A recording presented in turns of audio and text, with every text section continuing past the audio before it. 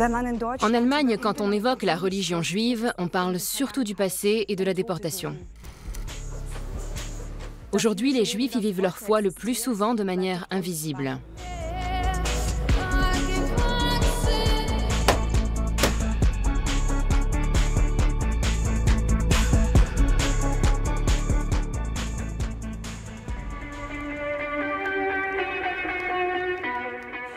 Peu de gens le savent, mais 90% des membres de la communauté juive d'Allemagne sont originaires de l'ancienne URSS. Et environ la moitié d'entre eux viennent, comme moi, d'Ukraine.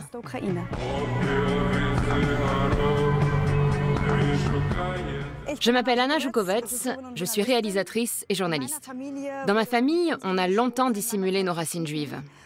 Pour échapper aux discriminations en Union soviétique, plusieurs de mes proches ont même modifié leur prénom et changé notre nom de famille, Fleischmacher.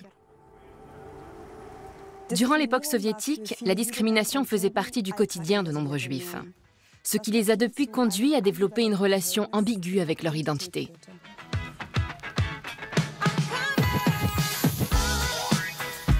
Bonjour, je m'appelle Rarik, je suis ukrainien et juif, et je suis fric.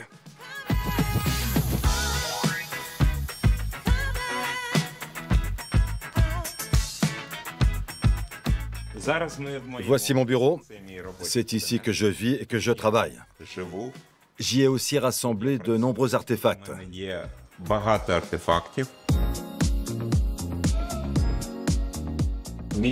Ça, c'est mon bateau. Je pense que tout homme d'affaires devrait avoir un bateau dans son bureau. Je l'ai décoré avec plusieurs objets, dont cette valise qui me rappelle que la Crimée fait partie de l'Ukraine. Je collectionne aussi les autographes de célébrités.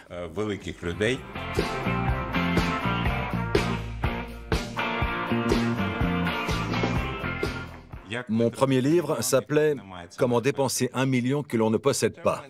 Mais le livre que j'ai écrit et que je préfère, c'est celui-là, le livre rouge de Rarik. Je suis un grand homme d'affaires. J'ai même déjà figuré dans un top 100 du magazine Forbes. Dans les années 1990, j'étais propriétaire de la plus grande entreprise pétrolière d'Ukraine. J'ai ensuite acheté plusieurs centres commerciaux.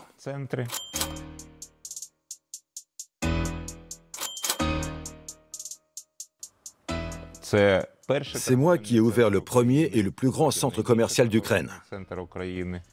Ce canton est un autre personnage important de mon bureau. On peut même dire que je vis avec lui.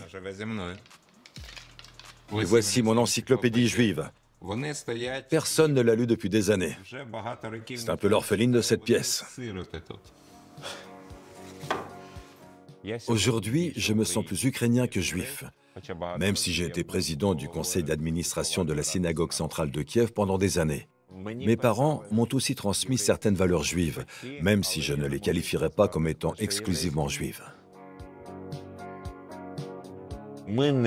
À la maison, on ne célébrait ni Shabbat, ni aucune fête. Pendant Pessah, il nous arrivait de manger du pain azim, mais on y ajoutait du lard. Ça prouve qu'on n'était pas si croyants que ça. En URSS, je n'avais pas le droit de porter le prénom Rarik. Je m'appelais officiellement Grigori. Et puis, en 1994, en Israël, j'ai fait changer mon prénom. Il y avait un réel antisémitisme d'État dans la Russie soviétique. Je ne pouvais pas m'inscrire n'importe où pour mes études. Seules 3 universités de Moscou acceptaient les Juifs.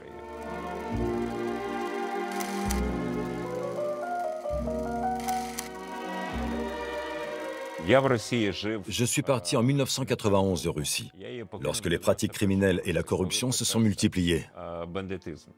Je ne saurais pas en expliquer la raison, mais l'antisémitisme d'État n'existe pas en Ukraine. Déjà, notre président est juif. Alors, comment pourrait-il y avoir un antisémitisme d'État? Nous, les Russes, nous sommes aujourd'hui traités comme les Juifs pendant le Troisième Reich. Les propagandistes russes prétendent que l'Ukraine serait antisémite. Leur président n'est pas comme les autres. Il est à la fois juif et fasciste. J'ai une recette contre la propagande. Arrêtez de regarder la télévision russe.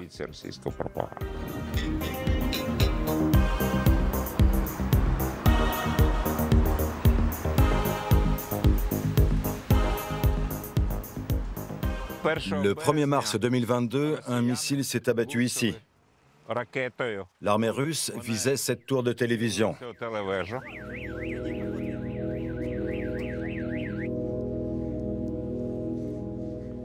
Pour moi, c'était un peu comme si on assassinait une seconde fois ma grand-mère et ma tante. Ici, en plein cœur de l'Europe.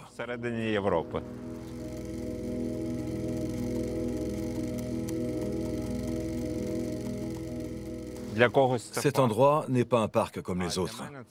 On y a érigé un peu plus loin le mémorial de Babi Yar. Babi Yar est un ravin des faubourgs de Kiev, où les nazis ont perpétré un des épisodes les plus meurtriers de la Shoah ukrainienne. En septembre 1941, les Einsatzgruppen, les unités mobiles d'extermination du Troisième Reich, y ont exécuté plus de 33 000 juifs en seulement 2 jours. Ma grand-mère et la sœur de mon père ont été assassinés ici. Il s'agit de ma famille. Voilà pourquoi cet endroit est sacré pour moi. C'est un lieu de mémoire.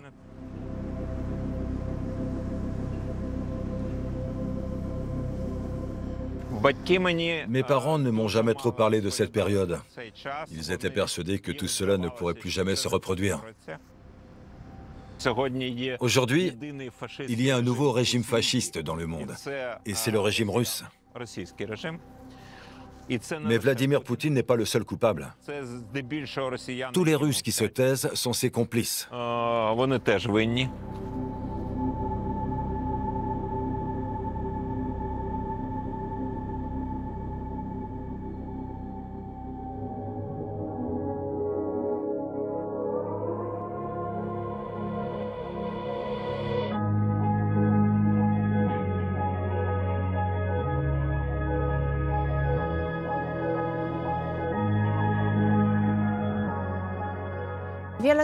Chaque année, des touristes du monde entier se rendent en Pologne pour visiter des lieux liés à l'histoire juive. Et ces endroits sont généralement associés à l'Holocauste, à l'extermination des Juifs, à la Shoah, aux camps de concentration et à la mort. Bien sûr, il est important de se souvenir de ces lieux. Mais moi, dans mon travail, je me place plutôt du côté de la vie. Je n'ai pas envie que ma judéité se cantonne à l'Holocauste. Et je veux avant tout montrer que la culture juive d'aujourd'hui est dynamique, vivante, colorée et lumineuse.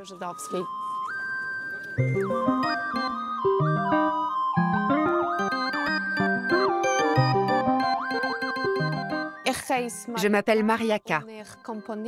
Je compose et chante mes propres chansons en yiddish. J'associe mon travail à la musique contemporaine.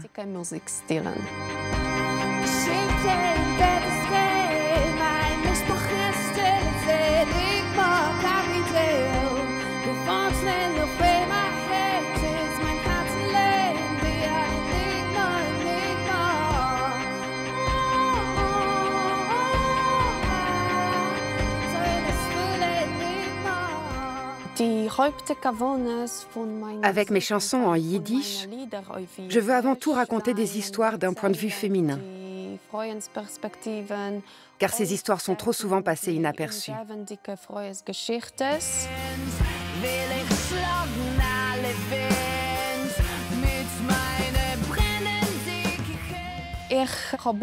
Je chante surtout des morceaux qui parlent de choses vivantes.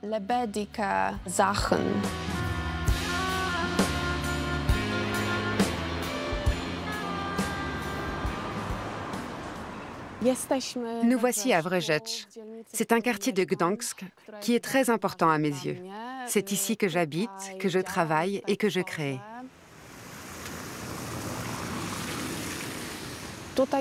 La majorité des personnes d'origine juive qui travaillent sur des thématiques liées à leur judéité vivent à Varsovie ou à Cracovie. À Gdańsk, notre communauté est très petite. Je ne sais pas exactement combien nous sommes parce que l'identité juive est un sujet très complexe. Mais je dirais que notre cercle religieux est composé d'environ 50 personnes. Par contre, je ne connais quasiment aucun jeune à Gdańsk qui a des racines juives. Il y en a peut-être 2 ou 3, moi incluse. Et là, c'est Günter Grass et son petit Oscar. Mais Oscar a l'air plutôt défoncé aujourd'hui. En général, il ne fume pas. Oscar, tu es vraiment un vilain garçon. Vilain garçon. Naughty boy.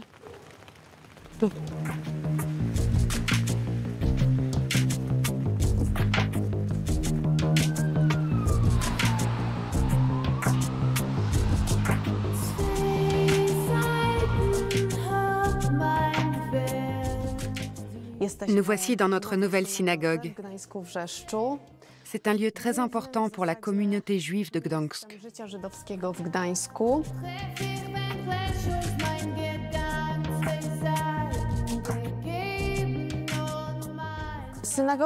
Cette synagogue est un endroit particulier pour moi, parce qu'elle accueille aussi de nombreuses manifestations culturelles.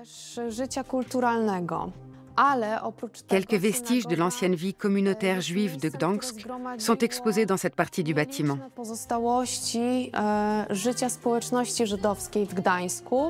Et cette section de l'exposition est consacrée au théâtre yiddish. Moi, j'adore le théâtre yiddish.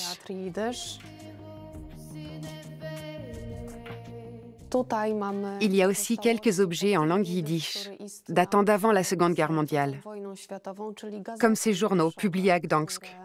Le journal quotidien en yiddish. Et voici la salle de prière de la synagogue. C'est la partie religieuse du bâtiment.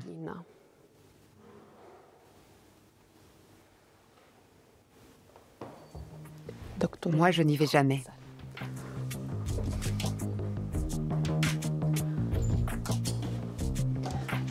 Et ici, c'est la salle de concert, que j'utilise aussi comme local de répétition. J'ai joué pas mal de fois ici.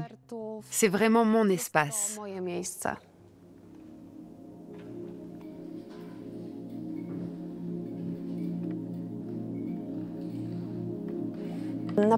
L'identité juive peut être interprétée de plusieurs manières. En ce qui me concerne, c'est la perspective laïque qui est la plus importante à mes yeux.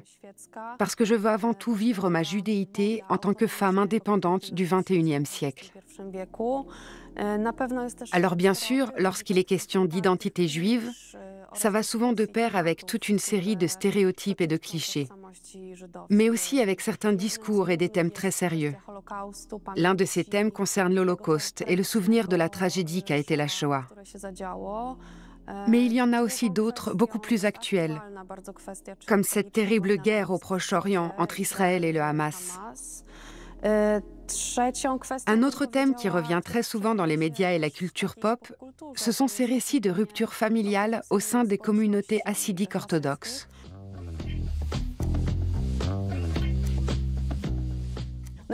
À titre personnel, je déplore que les personnes juives soient uniquement associées à leur religion. Avec ma musique en yiddish, j'ai voulu faire ressortir le côté laïque de l'identité juive. Pour moi, c'est certes une langue juive, mais elle est aussi totalement laïque. On peut l'utiliser dans la culture pop au même titre que le polonais, l'anglais, l'allemand ou n'importe quelle autre langue.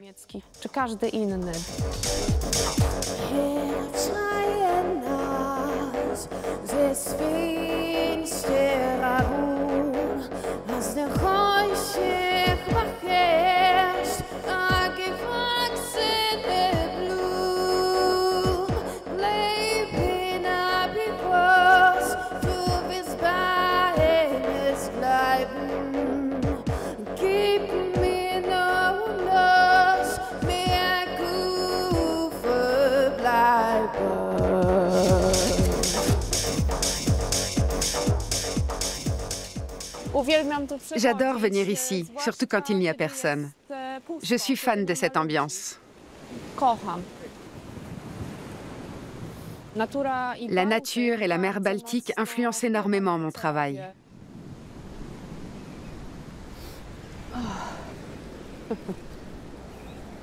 On considère souvent le yiddish comme une langue morte, un peu comme si cette langue s'était éteinte et avait disparu de la surface de la terre en même temps que tous ces juifs durant l'immense tragédie qu'a été l'Holocauste.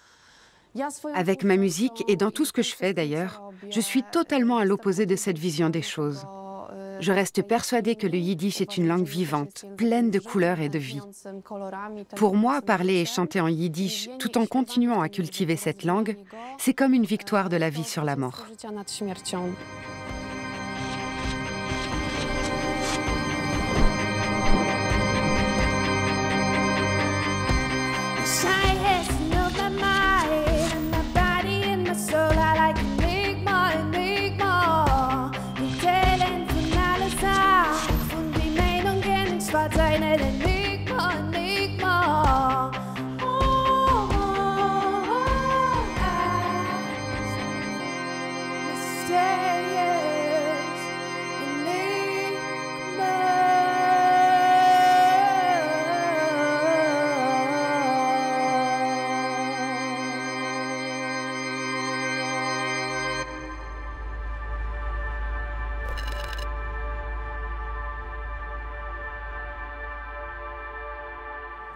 Bonjour, nous sommes devant la synagogue Brodsky, qui est la synagogue centrale de Kiev.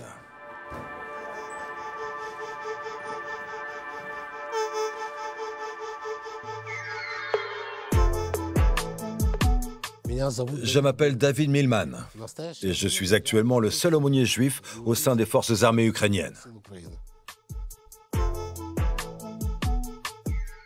Et voici le cœur de notre synagogue. La grande salle de prière.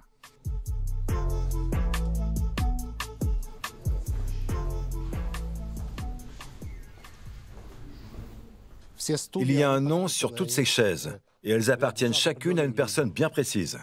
Ici, c'est celle du président ukrainien. Mais quand il n'est pas là, n'importe qui peut s'asseoir ici. Et voilà les rouleaux de la Torah.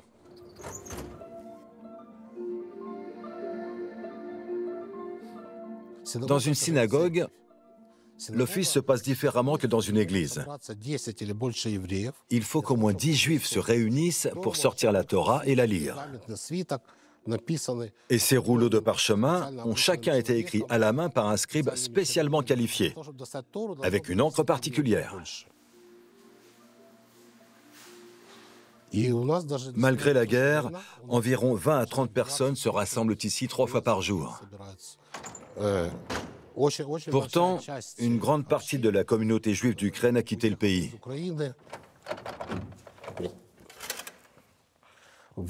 Pour émigrer en Europe, en Israël ou aux États-Unis.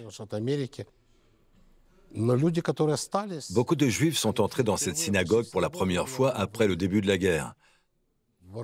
Environ 1 millier de Juifs combattent au sein des forces armées ukrainiennes, mais il n'existe pas de statistiques officielles sur le sujet.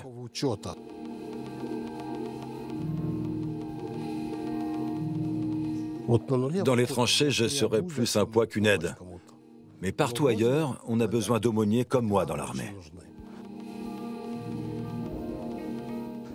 Depuis le début de cette guerre, les soldats ont souvent du mal à se projeter dans l'avenir. Ils ne savent même pas s'ils seront encore en vie demain. En tant qu'aumônier militaire, je ne suis pas seulement rabbin, je suis aussi psychologue. Il y a un proverbe qui dit que dans les tranchées, les athées n'existent pas. C'est vrai aussi pour les chrétiens et les musulmans, pas que pour les juifs. En pleine zone de combat, les bombes pleuvent. Parfois, l'un de vos amis peut se retrouver blessé ou tué juste à côté de vous. Et dans des moments pareils, je peux vous assurer que les gens reviennent vers Dieu.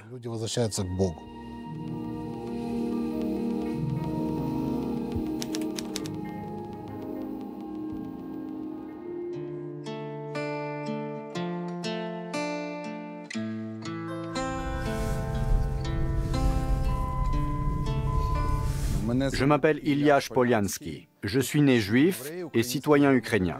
Depuis le début de la guerre, je suis commandant d'une unité des forces armées ukrainiennes au sein de laquelle nous combattons à l'aide de véhicules aériens sans pilote.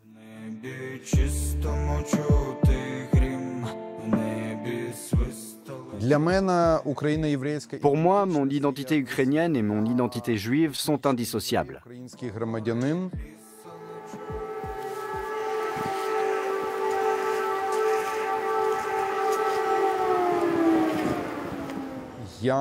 J'ai grandi dans la ville de Mykolaiv.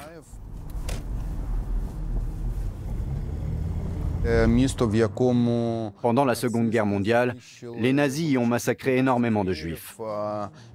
Historiquement, Mykolaiv est situé dans la même région qu'Odessa, où 200 000 juifs ont été assassinés.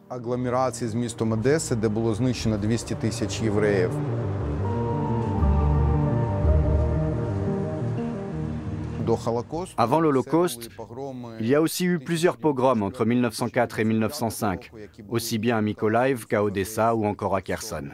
Ces massacres sont inscrits dans notre sang et notre mémoire.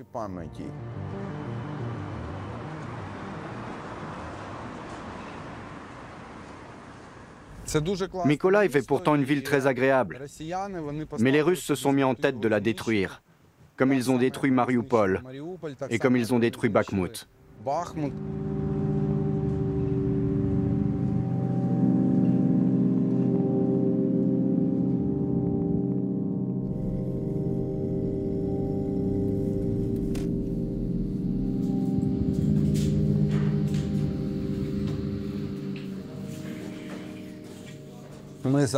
Nous sommes ici dans un entrepôt aménagé pour réparer nos drones. On s'occupe aussi de les programmer pour frapper l'ennemi dans les zones reculées de l'arrière-pays. Grâce à ces drones, il nous est possible de détecter la présence des troupes russes jusqu'à 50 ou 60 km au-delà de la ligne de front.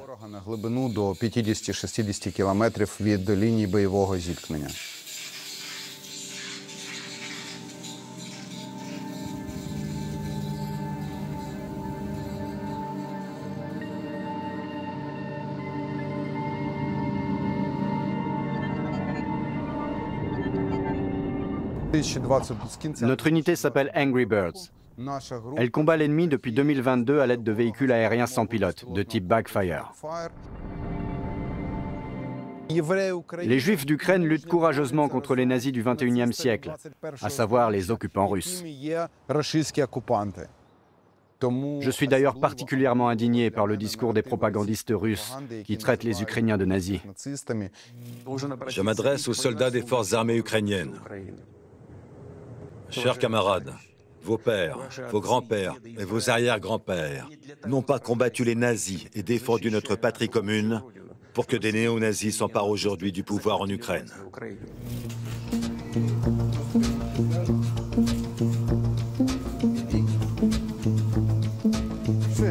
Super.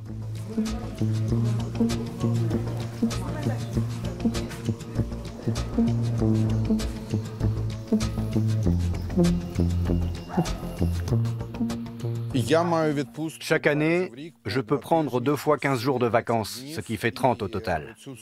Pour la deuxième quinzaine, je pars à Berlin, où vivent mes enfants.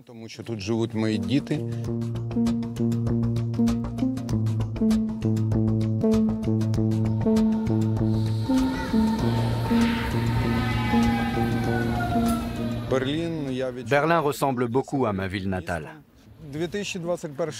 En 2021, j'avais l'intention de déménager dans la capitale allemande avec mes 3 enfants. Mais lorsque la guerre a éclaté en 2022, j'ai immédiatement décidé de rejoindre les forces armées ukrainiennes.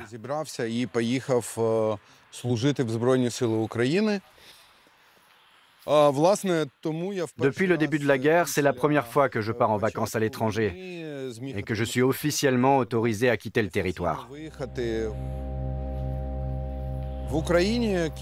En Ukraine, je porte ma kippa absolument partout. Jamais je n'ai subi la moindre remarque antisémite. Mais depuis que je suis arrivé à Berlin, je me suis rendu compte que je n'allais pas pouvoir la porter dans tous les quartiers de la ville. Ici, certaines personnes sont hostiles envers les Juifs et pourraient potentiellement me faire des remarques offensantes.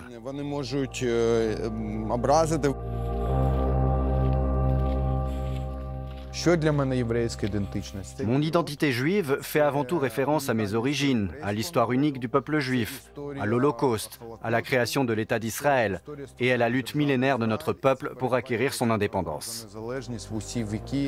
Quant à l'identité ukrainienne, pour moi, elle implique de combattre, afin de retrouver le droit de vivre librement sur notre propre territoire.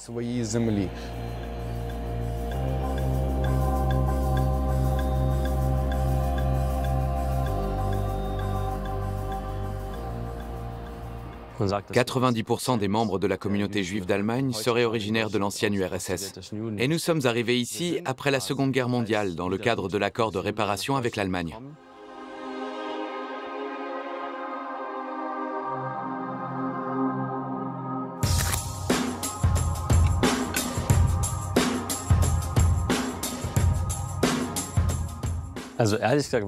Très honnêtement, j'ignore comment les Allemands se représentent les Juifs.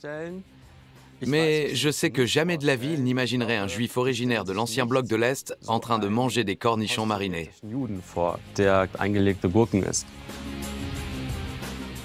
Bonjour, je m'appelle David Arkadji Gertzenberg. Je suis auteur et j'ai écrit un livre qui s'appelle « Juifs de la réparation ». Mon livre a été mis en scène au théâtre Maxim Gorki de Berlin par Dor Aloni. Né en Allemagne, à Hambourg-Altona, en 1991. Enfant de réfugiés, première génération. Arrivé clandestinement dans le sac amniotique d'une pianiste en provenance de l'Union soviétique, alors en pleine dislocation. Au début des années 90, énormément de personnes juives ont quitté l'URSS pour l'Allemagne suite à ce fameux accord de réparation. L'un des buts de cet accord était aussi de recréer une communauté juive en Allemagne. À ma connaissance, il n'y avait à ce moment-là plus que 20 000 juifs dans tout le pays. Toute cette vague migratoire post-soviétique n'est pas très connue parce que personne n'en a vraiment parlé. Ces histoires sont restées en famille. Pour moi, un juif de la réparation est quelqu'un qui est venu en Allemagne dans le cadre de cette vague migratoire. Sa simple présence permet de dire qu'il y a à nouveau des juifs en Allemagne et que par conséquent, tout est réparé. Ce qui s'est passé par la suite avec ces personnes est secondaire. Mes parents ont échangé leur passepartout soviétique contre de nouveaux passeports allemands. Et ils ont dû payer pour que leur nom en cyrillique mal translittéré soit retranscrit en allemand. Mes parents venaient d'Union soviétique, où les Juifs étaient opprimés. Par conséquent, on ne célébrait que rarement les fêtes juives, même s'il a toujours été clair que nous étions juifs. Un jour, ils m'ont dit « Ne raconte à personne que tu es juif, mais n'oublie jamais que tu l'es. » Quand j'avais 10 ans, je rentrais de l'école avec Ruben. Il venait de Cottbus. Son frère était néo-nazi et son père s'appelait Adolf. Tu sais, Daniel, en réalité, je n'aime pas trop les Juifs. Mais toi, je t'aime bien.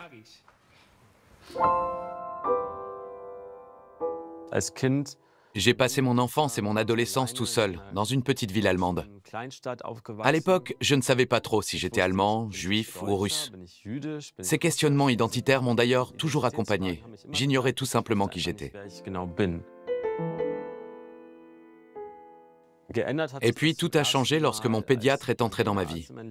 Il m'a fait comprendre que c'était une bonne chose que je sois juif. Pour la première fois, quelqu'un m'a fait découvrir les facettes positives de mon identité. Jusqu'alors, j'étais incapable de m'en rendre compte, parce que j'étais encore un ado. Et là, quelqu'un valorisait enfin ma judéité et trouvait ça cool. Un pédiatre allemand qui aimait beaucoup les juifs, et en particulier les pianistes, est arrivé chez nous. Et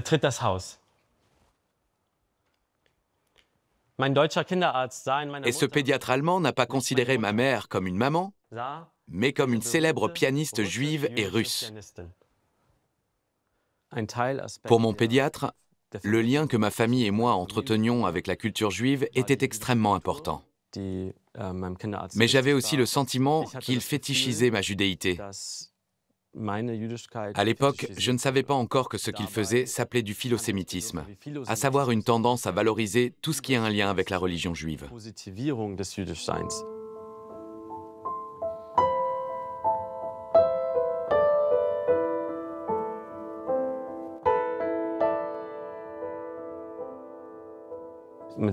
À l'âge de 17 ans, je me suis fait abuser sexuellement à 2 reprises par ce pédiatre.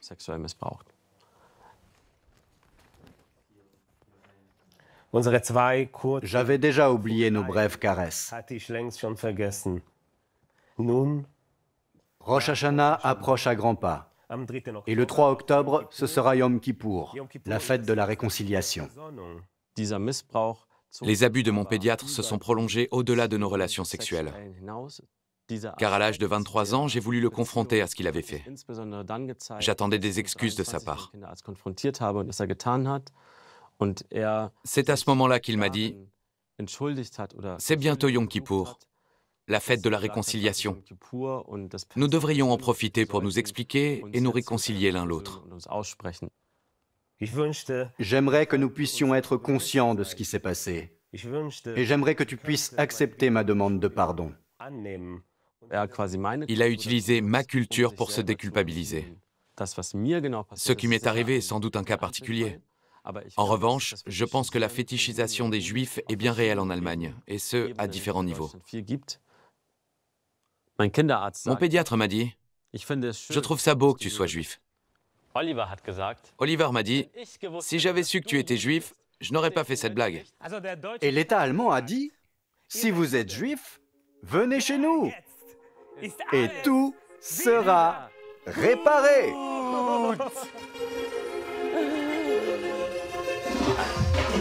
Alles wieder gut, alles wieder gut, alles wieder gut, alles wieder gut, alles wieder gut. Alles wieder gut, alles wieder gut, alles wieder gut, alles wieder gut, alles wieder gut. Alles wieder gut. Alles wieder gut. Ich finde es schön, dass du Jude bist. Ich finde es schön, dass du Jude bist. Ich finde es schön, dass du Jude bist. Ich finde es schön, dass du Jude bist. Ich finde es schön, dass du Jude bist. Ich finde es schön, dass du Jude bist. Ich finde es schön, dass du Jude bist. Ich finde es schön, dass du Jude bist. Dass du Jude bist. Dass du Jude bist. Alles wieder gut, alles wieder gut.